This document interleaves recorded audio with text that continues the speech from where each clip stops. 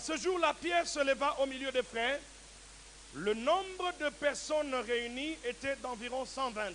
Dans le chiffre 120, il y a le chiffre 12, qui était exactement le chiffre d'un gouvernement parfait. Dieu doit commencer un gouvernement parfait avec 120, où il y a le chiffre 12 dedans, pour exploser dans le gouvernement.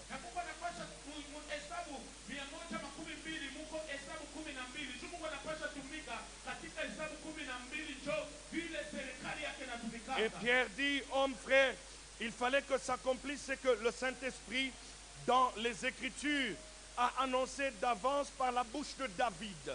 Retenez que c'est par la bouche de David que Dieu va prophétiser deux choses.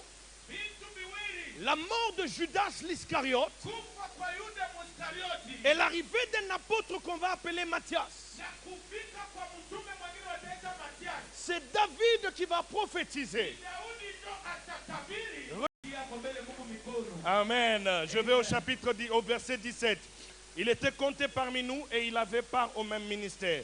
Cet homme ayant acquis un champ avec le salaire du crime est tombé, s'est rompu par le milieu du corps et toutes ses entrailles se sont répandues.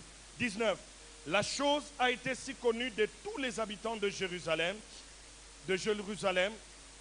que ce chant a été appelé dans leur langue. Vous voyez, Pierre dit, ça a été appelé dans leur langue, c'est-à-dire Pierre ne parlait pas cette langue. Amen.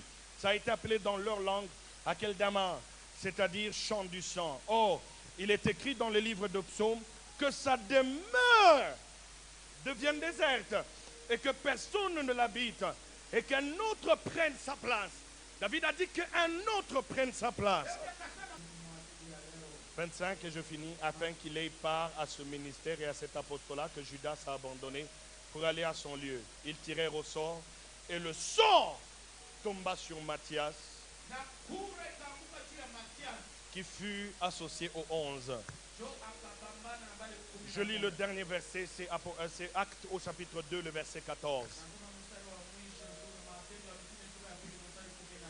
Maintenant écoutez, au début on a dit qu'il n'y avait que 11.